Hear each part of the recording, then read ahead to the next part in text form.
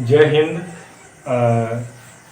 Vikram Jha YouTube channel जिसपे maths R S Agarwal class 6 से 10 तक का मोस्ट ऑफ द वीडियोस बन चुका है। अब हम क्लास जूनियर क्लास के लिए भी कुछ सोच रहे थे, तो आज हमारे हाथ में है मैथ स्टेप 4। तो मैथ्स स्टेप 4 में बच्चे जब क्लास 1 से मैथ्स लगाएं तो मैथ स्टेप 1 से लेके मैथ स्टेप 5 तक वो पढ़ सकते हैं। इस बुक से बहुत अच्छी बुक है हमारे हाथ में। और इस बुक में ख़ास बात यह है कि बच्चों को जो उसका बेसिक चाहिए, तो बेसिक कहाँ से मिलेगा, तो उसको जैसे एक एक्सरसाइज वर्कशीट के रूप में उसको बेसिक मिलता है, जहाँ उसका प्रैक्टिस होता है। तो इस बुक की एक खासियत हो जाती है कि इस बुक में कंसेप्चुअल बड़ा क्लियर जो है आपका बुक में ही बच्चों को प्रैक्टिस करने का वर्कशीट टाइप से बना हुआ है, यानी बच्चे को उसको कॉपी में लिख करके बनाने का बॉदर नहीं रहता, हेडेक नहीं रहता। वो खुद ही बुक में लगा लेते हैं, थोड़ा टीचर का गाइडलाइन मिल जाता है तो वो इजीली इसको सॉल्व कर लेते हैं। तो आइए आज लगाते हैं मैथ स्टेप्स 4। मैथ स्टेप 4 इस बुक का नाम है। जो मोस्ट फेमस पब्लिकेशन है हमारा भारतीय वन पब्लिकेशन, जो हमारे सीबीएसई के लिए बेस्ट बुक माना जाता है, one of the best book है। तो मैथ स्टेप 4 में हमने पिछले वीडियोस में चैप्टर 1, 2 लगाए थे। अब हम इसमें नंबर्स के बाद हम आज स्टार्ट करते हैं। आज एक नया चैप्टर लेते हैं जिसमें एडिशन ऑफ नंबर्स भी हम लगा चुके थे। तो बच्चों को आज हम बताएंगे डिवीजन ऑफ नंबर्स, जो चैप्टर 7 से हम स्टार्ट कर देते हैं। तो चैप्टर 7 जो है हमारा क्या है इस बुक का, तो खैर उसका नाम लिख दिया जाए डिवीजन ऑफ नंबर्स, तब उसका कंसेप्ट क्लियर होगा। डिवीजन ऑफ नंबर्स, तो डिवीजन का मतलब बच्चों को समझाने के लिए सबसे बेस्ट रहता है कि उसको एक डेली लाइफ के एग्जाम्पल में से कुछ समझाया जाए। जैसे उसको ऐसे समझाया जाए बच्चों को कि जैसे तुम्हें 12 टॉफीज दिया हूँ और 4 बच्चों में बांटना है, तो तुम कितने कितने टॉफीज उसको दोगे कि सबको बराबर बराबर मिलेगा। यानी कि जो बांटने वाली बात होती है, तो जहाँ पर टोटल की बात आती है तो बच्चे उसको प्लस कर लेते हैं। अगर टोटल में से कुछ निकल जाता है तो माइनस कर लेते हैं बच्चे, सब्ट्रैक्ट कर लेते हैं।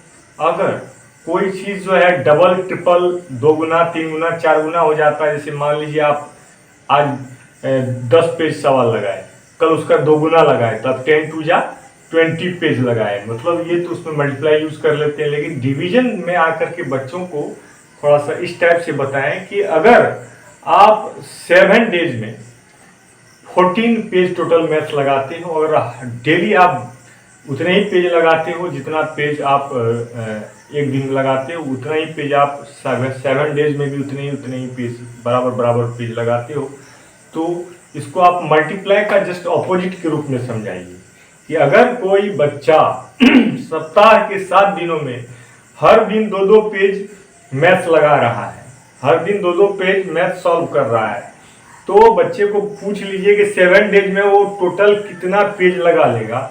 तो बच्चे दौड़ के बताएंगे, जल्दी से बताएंगे कि 7 टू जा 14 पेज लगाएंगे हम।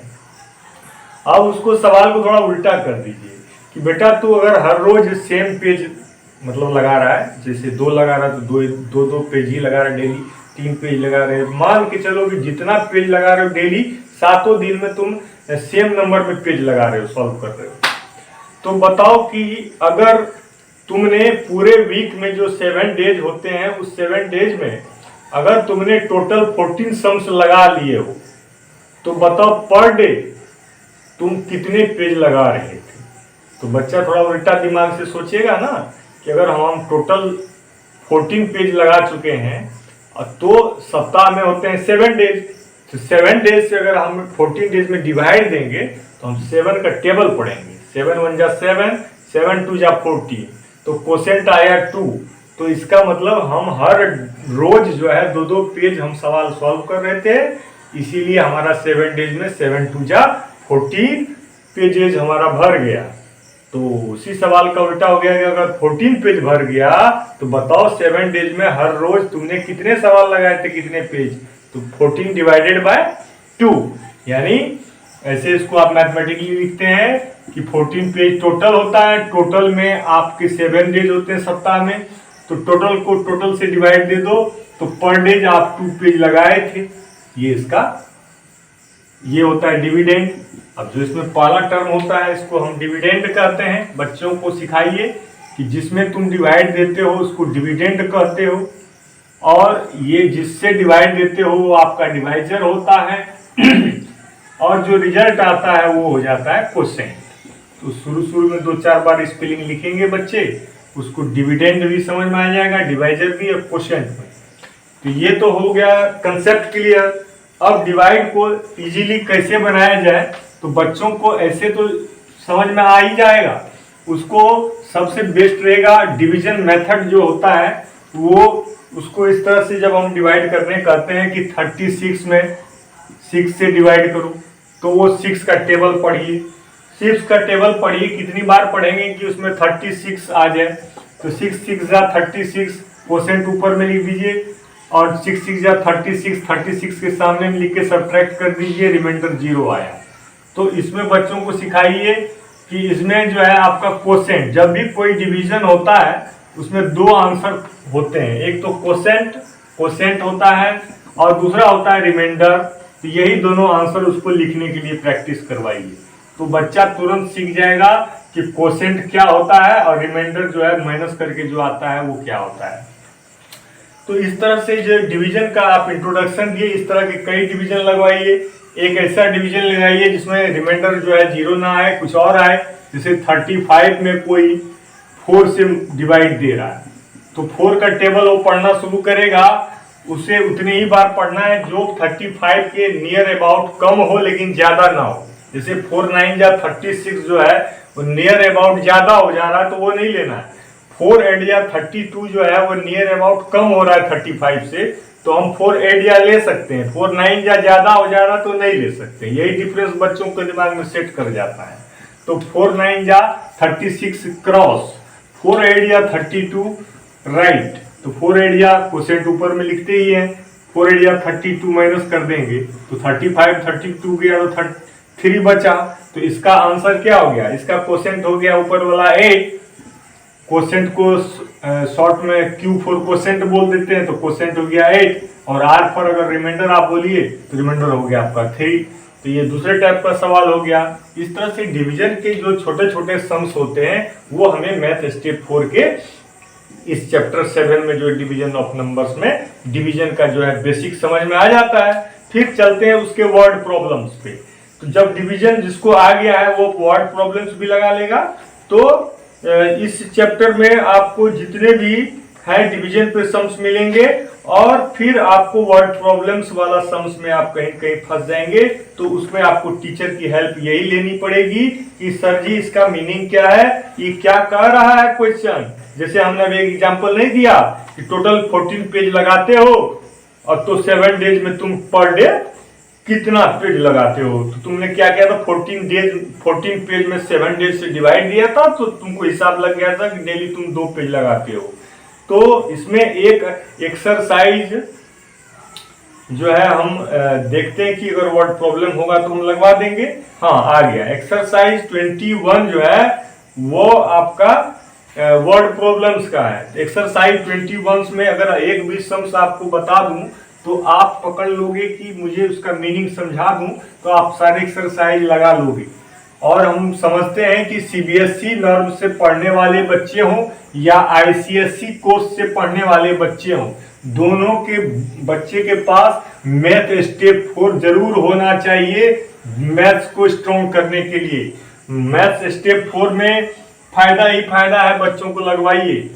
तो मैथ स्टेप 4 का एक्सरसाइज 21 जो है वह है वर्ड प्रॉब्लम्स ऑन डिवीजन। क्या है, वर्ड प्रॉब्लम्स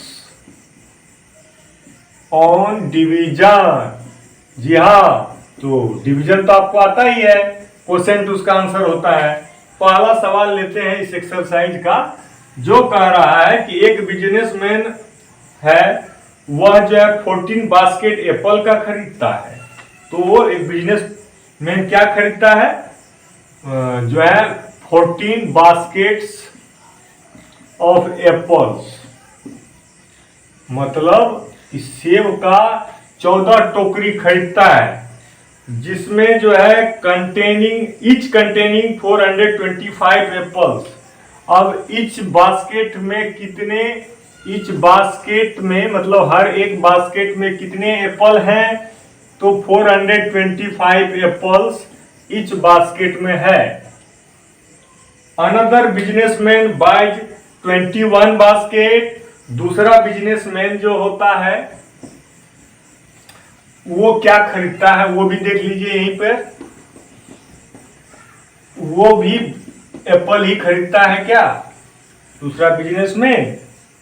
हाँ, दूसरा बिजनेसमैन खरीदता है 21 बास्केट ईच कंटेनिंग। अब एक दूसरा पोजीशन में 21 बास्केट खरीदता है दूसरा बिजनेसमैन, और ईच बास्केट में है आपका 295। इसमें जो है ईच बास्केट में कितना एप्पल था वो भी लिख लेते हैं, 295 एप्पल्स था APPLES। तो पूछ रहा है how many more apples does the second businessman buy than the first. ये आपका जो है वर्ड प्रॉब्लम्स जो है डिवीजन का तो है नहीं, हाँ, लेकिन इसी चैप्टर में अगर दिया है इसको तो जरूर इसको हम बनवा देंगे, तो कोई बात नहीं। ईच बास्केट, हाँ, तो पूछ रहा है कि जो दूसरा बिजनेसमैन है वो पहले बिजनेसमैन की अपेक्षा कितना ज्यादा एप्पल्स खरीदा है। तो हम लोग अब हिसाब किताब लगाएंगे, इसमें मल्टीप्लाई भी है और सब्ट्रैक्शन भी है, डिवीजन इसमें नहीं है, कोई बात नहीं। तो पहले कोई मल्टीप्लाई सब्ट्रैक्ट एडिशन सीख लिया है तभी तो डिवीजन सीखा है। तो चलिए, पहले बिजनेसमैन के पास टोटल एप्पल्स कितने हुए, इसको ऐसे आप लिख सकते हैं स्टेटमेंट में कि total apples with first businessman, मतलब जो पहला बिजनेसमैन है फर्स्ट FIRST फर्स्ट बिजनेसमैन के पास टोटल कितना एप्पल है भैया, तो उसका हिसाब किताब ये है कि उसके पास 14 बास्केट थे और हर एक बास्केट में 425 एप्पल्स था। तो टोटल एप्पल्स कितने हो गए, तो 425 को आप 14 से कहीं रफ में मल्टीप्लाई कर दो। मल्टीप्लाई तो सबको आता ही होगा 2 डिजिट का, तो उसको करेगा 4 5 जा 20, 4 2 जा 8 2 10 का 0 कैरी 1, 4 4 जा 16 1 17, 1 5 जा 5, 1 2 जा 2, 1 4 जा 4, तो हो गए 0 5 7 2 9 और 4 1 5, यानी 5950 एप्पल्स किसके पास है, फर्स्ट बिजनेसमैन के पास। और दूसरे बिजनेसमैन के पास कितना एप्पल है उसको भी मल्टीप्लाई करके आप आसानी से निकाल लोगे। तो देखो उसके पास टोटल बास्केट, पहले स्टेटमेंट बना लो कि total apples with second businessman,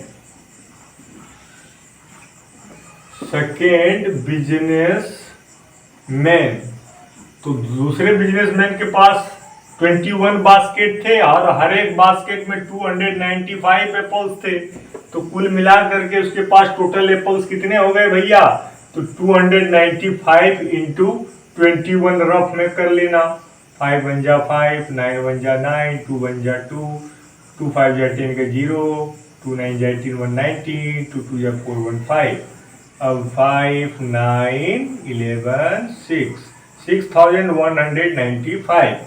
तो आप यहाँ लिख देना 6195 एप्पल्स दूसरे बिजनेसमैन के पास है। अब पूछ रहा है सवाल कि दूसरे बिजनेसमैन के पास पहले बिजनेसमैन से कितना ज्यादा एप्पल है, तो उसका भी एक स्टेटमेंट आप यहाँ पर आंसर का जो अब ये हम स्टेटमेंट लिखने जा रहे हैं वो फाइनल आंसर के स्टेटमेंट है।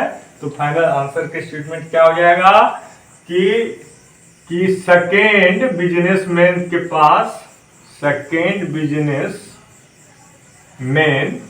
हैज 6195 में से आप माइनस कर देना 5950 एप्पल्स को, तो पता चल जाएगा कि कितना ज्यादा एप्पल्स दूसरे बिजनेसमैन के पास हैं। आंसर आ गया, देखो 5 9 में 5 गया 4 और 11 से 9 गया 2 और 5 क्रॉस, तो 245 मोर एप्पल्स बस आंसर देन फर्स्ट बिजनेसमैन। तो देखा कि ये तो आपका मल्टीप्लाई और सब्ट्रैक्शन इस सवाल में आ गया। अब अगले वीडियो में हम और भी वर्ड प्रॉब्लम्स के साथ आपसे मिलेंगे और थोड़ा थोड़ा ही सही कुछ कंसेप्ट क्लियर करते जाएंगे। तो मैथ स्टेप 4 का पूरा जितना प्रॉब्लम है धीरे धीरे इस वीडियो में आपको मिलता जाएगा। तो आज के वीडियो में इतना ही। कोई बात, कोई सजेशन, कोई क्वेश्चन, सब कुछ कमेंट में लिख सकते हैं और YouTube पे विक्रम झा YouTube चैनल को सब्सक्राइब कर सकते हैं ताकि आपको नोटिफिकेशन मिलता रहेगा। फिर अगले वीडियो में मिलते हैं, तब तक के लिए थैंक यू, नमस्ते।